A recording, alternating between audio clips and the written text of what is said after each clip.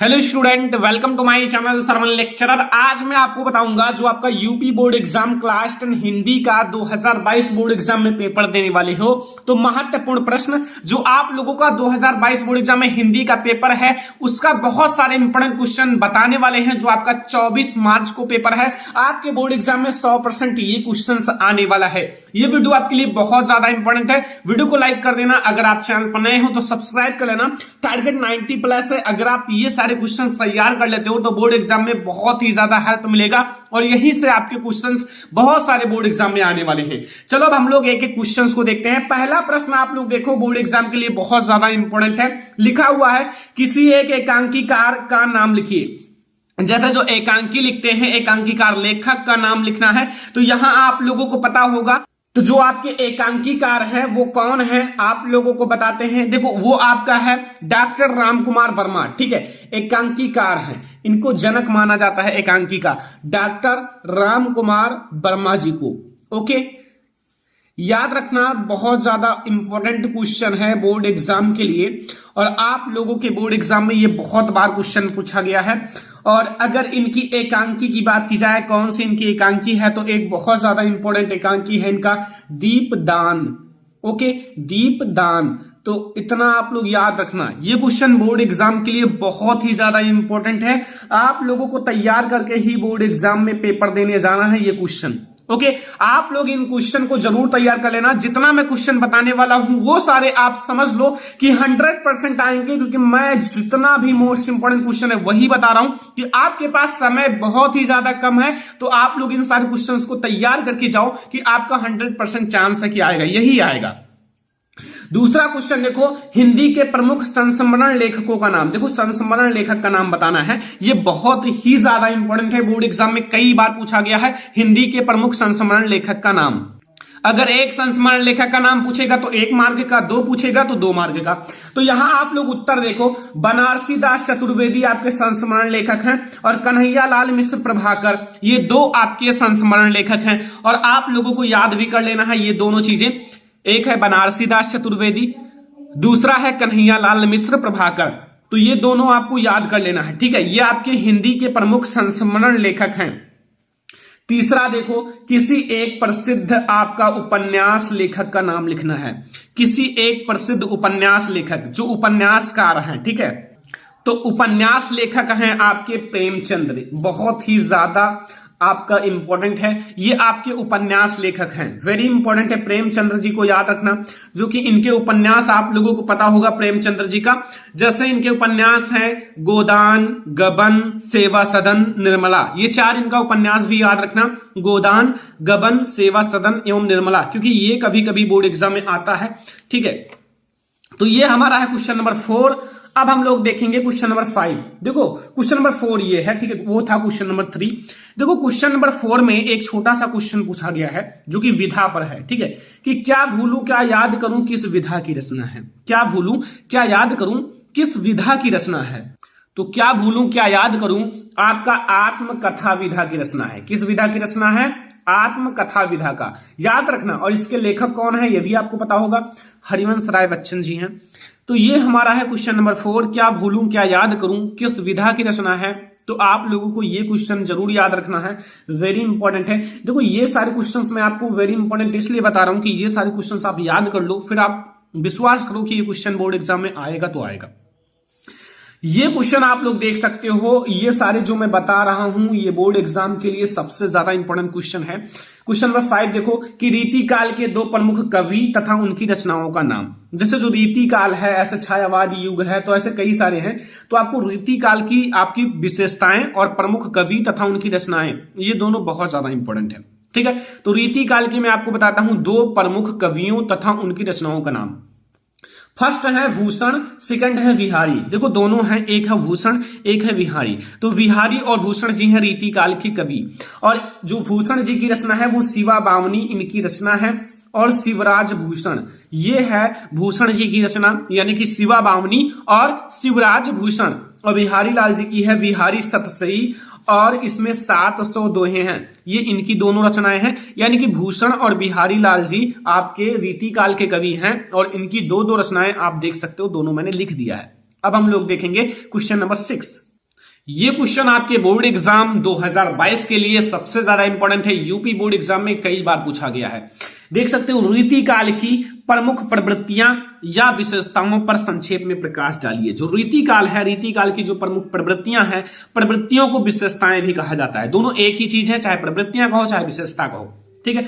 पर प्रकाश डालिए। तो आपको 2 बोर्ड एग्जाम में आता है, 2 मार्क्स का आता है। देख सकते हो, वेरी इंपॉर्टेंट है। तो यहां मैंने लिखा रीतिकाल की प्रमुख प्रवृत्तियां जो हैं या फिर विशेषताएं जो हैं इस प्रकार से हैं। जैसे आप पहला देख सकते हो, पहला जो हमारा विशेषता है वो है रीति या फिर लक्षण ग्रंथों की रचना। जो रीति या फिर लक्षण ग्रंथों की रचना, इनकी पहली विशेषता है रीतिकाल की। और सेकंड जो हमारा है वो है श्रृंगार रस की प्रधानता। जो श्रृंगार रस है, ठीक है, उनकी प्रधानता किया गया है रीतिकाल में, तो श्रृंगार रस की प्रधानता। और तीसरा है दोहा, समैया, कवित्त, छंदों की प्रचुरता। मतलब इसमें दोहा, समैया, कवित्त, छंद, इन सारों का ज्यादा प्रयोग किया गया है। तो ये 3 विशेषता मैंने बताया है। बोर्ड एग्जाम में 2 ही आएगा और इन तीनों में से कोई 2 आपको याद रहेगा, लिख देना। अभी आप याद करो क्योंकि बोर्ड एग्जाम आपके बिल्कुल सिर पर है, नजदीक है। तो आप लोग अभी इसको नोट करो और बार बार रिवीजन करो। सुबह उठकर जरूर पढ़ो, इसको याद कर लेना, ठीक है। तो यह आप देख सकते हो, रीति या लक्षण ग्रंथों की रचना, श्रृंगार रस की प्रधानता और दोहा, समैया, कवित्त, छंदों की प्रचुरता। अगला क्वेश्चन आप लोग फोकस करो, क्वेश्चन नंबर 7, ध्यान से देखना। लिखा हुआ है छायावाद युग की 2 कवियों के नाम और उनकी 2 रचनाओं के नाम लिखिए। मतलब जो छायावाद युग है उनके 2 कवियों का नाम, 2 कवि हैं छायावाद युग के, और इनकी 2 रचनाओं का नाम लिखना है। 2 रचनाएं, ठीक है, एक नहीं 2। तो जैसे पहला है आपका जयशंकर प्रसाद, दूसरा हमारे महादेवी वर्मा। मतलब जयशंकर प्रसाद जी छायावाद युग के प्रवर्तक हैं और महादेवी वर्मा जी हैं। तो ये आपके छायावाद युग के कवि हैं। और अगर इनकी रचनाओं की बात की जाए तो यहां रचनाएं आप लोग देख सकते हो। पहला है कामायनी और आंसू। देखो बहुत सारी रचनाएं हैं, याद होगा, कामायनी, आंसू, झरना, चंद्रगुप्त, स्कंदगुप्त, ठीक है, ऐसे बहुत सारी रचनाएं हैं जयशंकर प्रसाद जी का। और महादेवी वर्मा जी का है यामा और दीपशिखा। यामा और दीपशिखा, अतिथि के चलचित्र भी महादेवी वर्मा की रचना है। मतलब आप कई सारे कवि जो हैं, लेखक जो हैं, उनकी रचनाएं याद रखो क्योंकि बोर्ड एग्जाम में रचनाएं पूछा जाता है, ठीक है।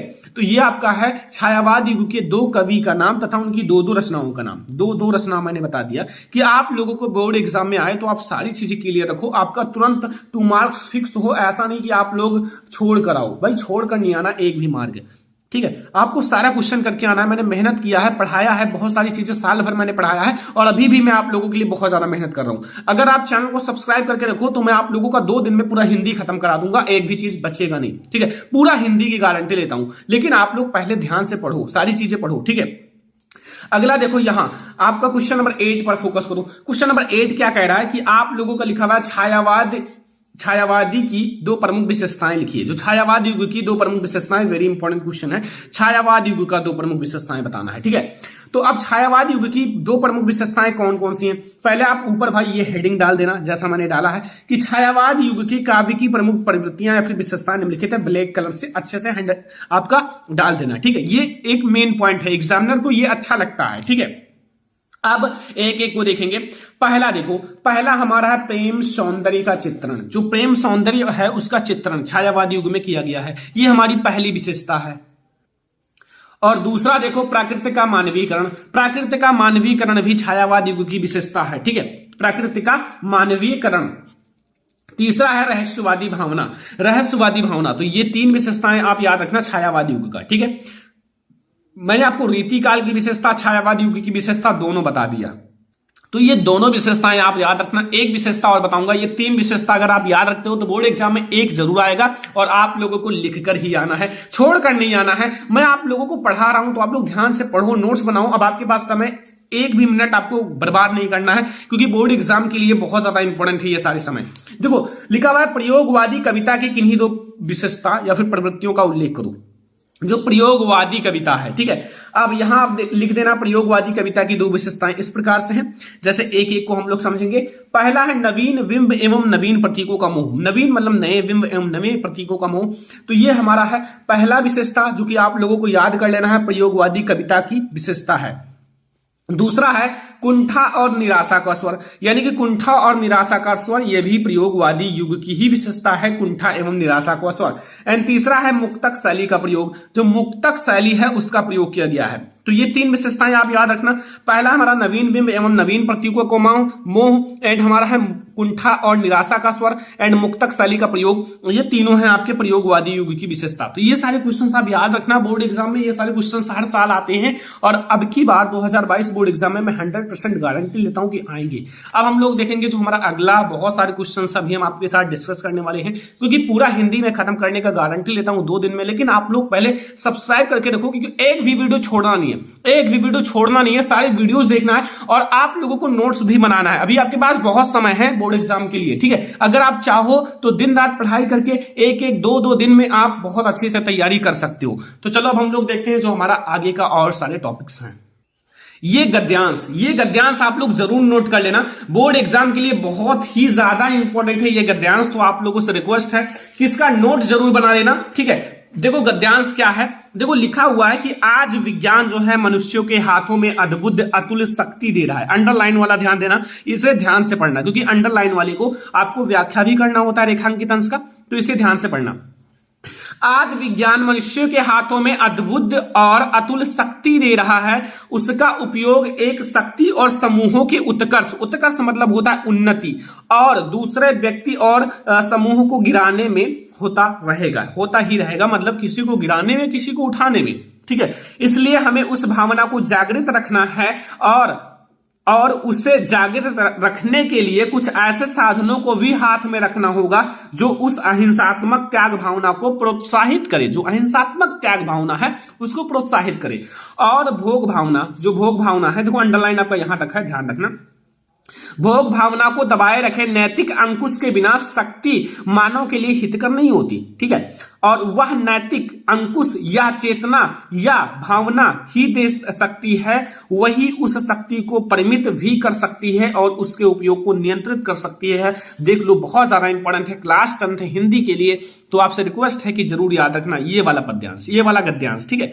अब इसका आपको सबसे पहले क्या लिखना होता है, 3 क्वेश्चन बोर्ड एग्जाम में आते हैं।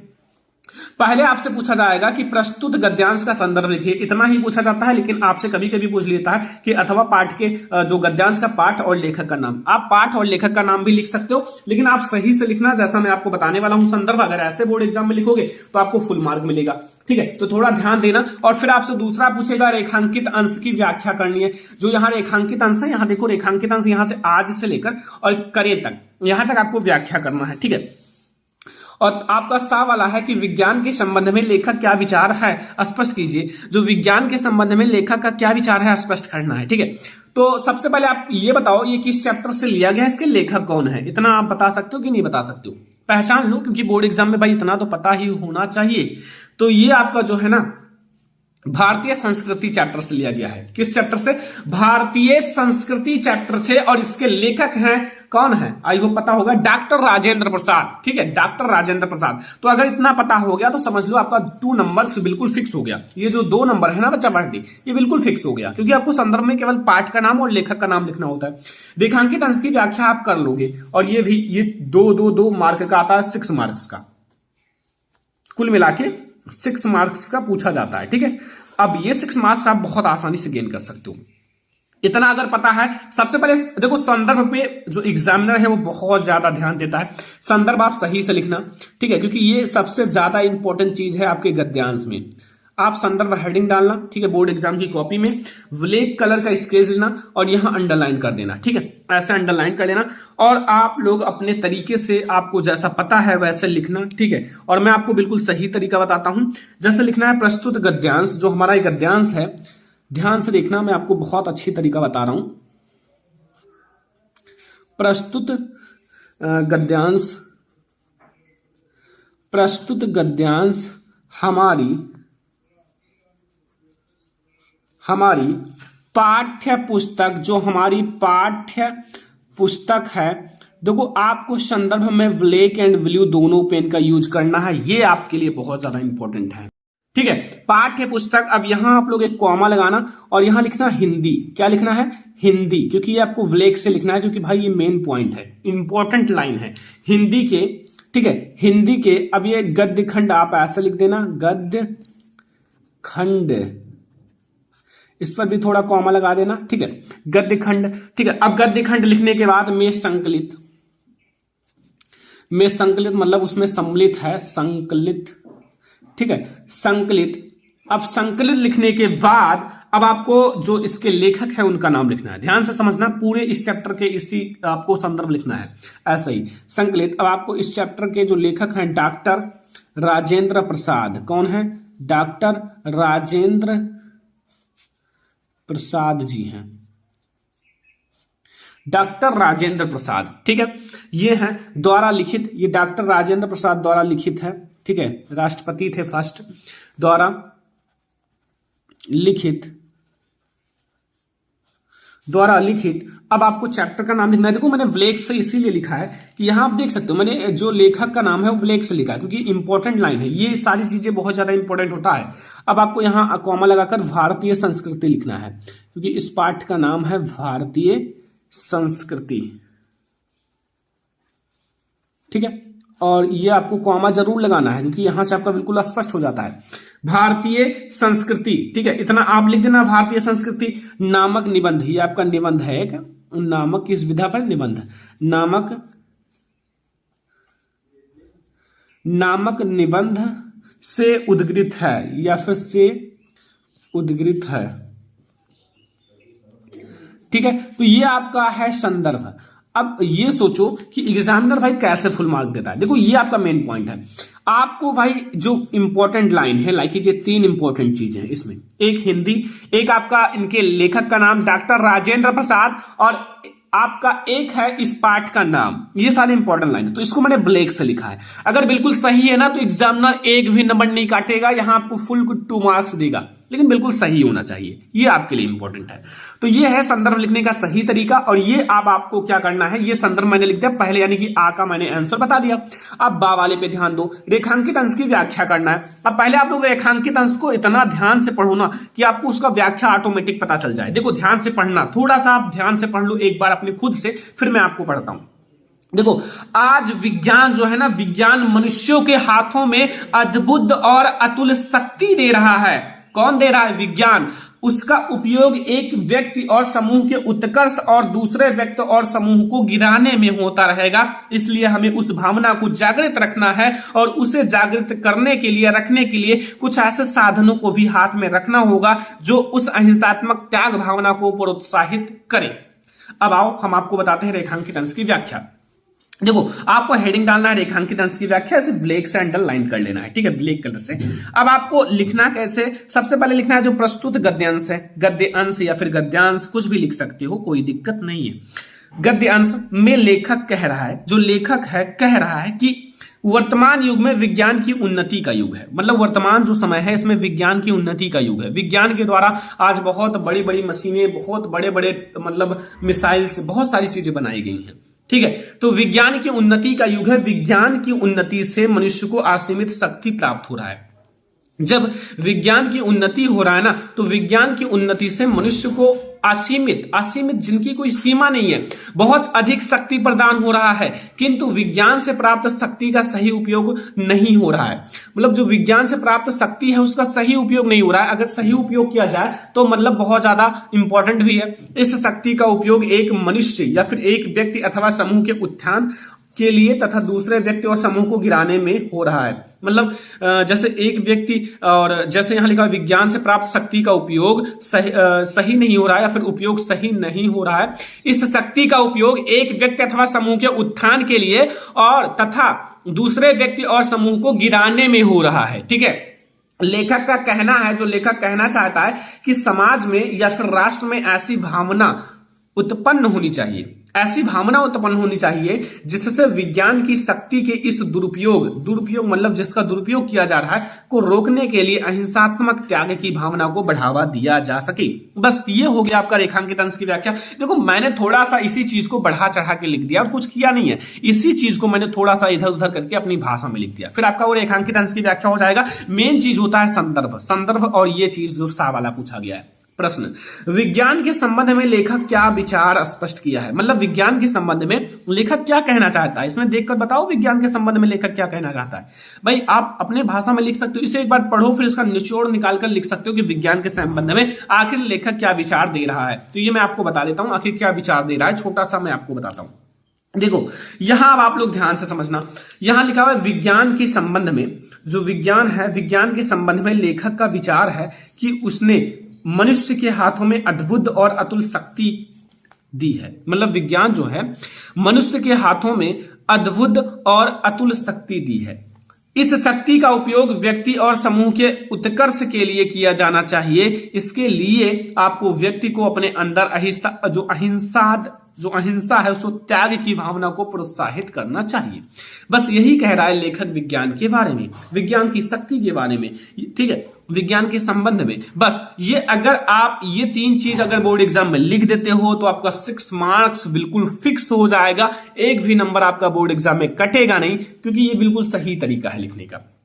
आप लोग अंडरलाइन ये सारी चीजें ध्यान रखना बोर्ड एग्जाम में, और आप लोग रेखांकित अंश की व्याख्या अच्छे से करना कि वहां से आपका एक भी नंबर ना कटे, ताकि आप लोगों को फुल मार्क मिल जाए बोर्ड एग्जाम में। ठीक है, तो अब हम लोग अगला टॉपिक देखते हैं जो कि बोर्ड एग्जाम के लिए बहुत ज्यादा इंपॉर्टेंट है, पद्यांश। ये पद्यांश बोर्ड एग्जाम के लिए सबसे ज्यादा इंपॉर्टेंट है। ये पद्यांश आप लोग जरूर तैयार करके जाना, बोर्ड एग्जाम में कई बार पूछा गया है ये पद्यांश। ठीक है, अगर आप और कहोगे तो और सारे पद्यांश जरूर सॉल्व कराऊंगा, केवल आप कमेंट करो बस। ठीक है, लिखा क्या है ये पहले पढ़ो, इसको जरूर पढ़ के जाना बोर्ड एग्जाम में पेपर देने से पहले। लिखा हुआ नल, जो नर है, नर की अरु नल नीर की। ठीक है, ध्यान से समझना, बहुत ज्यादा इंपॉर्टेंट है। नर की अरु नल नीर की, गत एक करी जोए, जेतो नीचे होए चले तेतो ऊंचे होए। ध्यान से समझना, बहुत आसान है, अभी आपको इतना अच्छे से समझ में आ जाएगा कि इसका आप जो मतलब व्याख्या है ना चुटकियों में निकालना सीख जाओगे। बहुत आसान तरीका बताने वाला हूं। पहले एक बार इसको पढ़ो कि क्या कहना चाहता है लेखक, कि नर की अरु नल नीर की, गति एकों करी जोए, और जेतो नीचे होए चले तेतो ऊंचे होए। एक नल है और एक मनुष्य की विनम्रता है, उन दोनों की तुलना की गई है। ठीक है, अब आपको मैं समझाता हूं। सबसे पहले प्रसंग और संदर्भ और व्याख्या, ये तीनों आपको लिखना है, 2-2 मार्क मिलेगा। अब संदर्भ कैसे लिखोगे कि चैप्टर से लिया गया, इससे लेखक या फिर कवि कौन है। ठीक है, ये आपको पता है कि नहीं पता है, पता होना चाहिए। देखो अगर ऐसे आए ना तो वो बिहारी लाल जी के रहते हैं। ठीक है, ज्यादातर। ठीक है, क्योंकि बिहारी लाल जी के इसमें बहुत ज्यादा इंपॉर्टेंट हैं। तो संदर्भ मैं आपको बता देता हूं, इस चैप्टर का नाम है भक्ति, और इसके जो कवि हैं वो बिहारी लाल जी हैं। तो संदर्भ में कैसे लिखना है देख लो, ये हमारा पद्यांश का संदर्भ है। लिखना है प्रस्तुत दोहा, ये आपका दोहा है। प्रस्तुत दोहा जो है वो कविवर, ध्यान से समझना, कविवर। ठीक है, कविवर। और फिर आपको क्या लिखना है, अब कविवर आपके कौन है, यहाँ कवि कौन है, वो है बिहारी। ठीक है, तो यहाँ आप लोग कविवर, आप लोग ब्लैक से लिखना, ये ध्यान देना, इतना तो आप लोग ध्यान दे ही सकते हो, बिहारी। ठीक है, बिहारी द्वारा रचित, बिहारी द्वारा रचित। ठीक है, बिहारी द्वारा रचित। और यहां एक इनकी बहुत ही प्रसिद्ध रचना है बिहारी सतसई। क्या है, अभी मैंने आपको बताया ना आगे, बिहारी सतसई, बिहारी लाल जी की रचना है, बिहारी सतसई। ठीक है, बिहारी सतसई से हमारी, बिहारी सतसई, ठीक है, से हमारी, ठीक है, पाठ्य पुस्तक, जो हमारी पाठ्य पुस्तक है, तो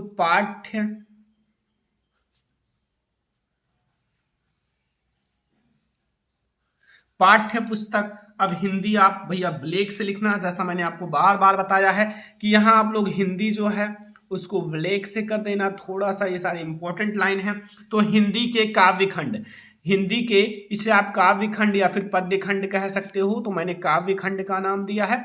काव्य खंड में संकलित, ये किसमें संकलित है, काव्य खंड में संकलित, काव्य खंड में संकलित। अब आपका जो इस चैप्टर का नाम है वो है भक्ति। क्या है, भक्ति। ठीक है, यार पाठ का नाम जरूर याद रखना और लेखक का नाम, क्योंकि अगर आप ये चीज लिख देते हो, ये सबसे ज्यादा इंपॉर्टेंट होता है आपका, चाहे गद्यांश हो चाहे पद्यांश हो, इस पर जो एग्जामिनर है वो बहुत ज्यादा फोकस करता है।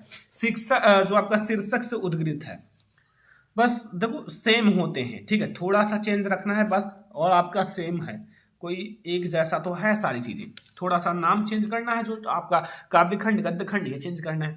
तो याद देखो विहारी सबसे सही मैंने लिखा है विहारी, और हिंदी और इस चैप्टर का नाम भक्ति, ये सारे ब्लैक से लिखा है क्योंकि इंपॉर्टेंट लाइन है, ठीक है, ये सारे आप याद रखना।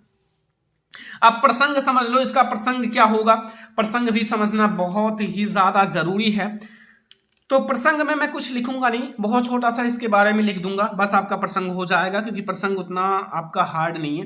देखो इसमें लिखना है प्रस्तुत दोहा, ये आपका दोहा है। प्रस्तुत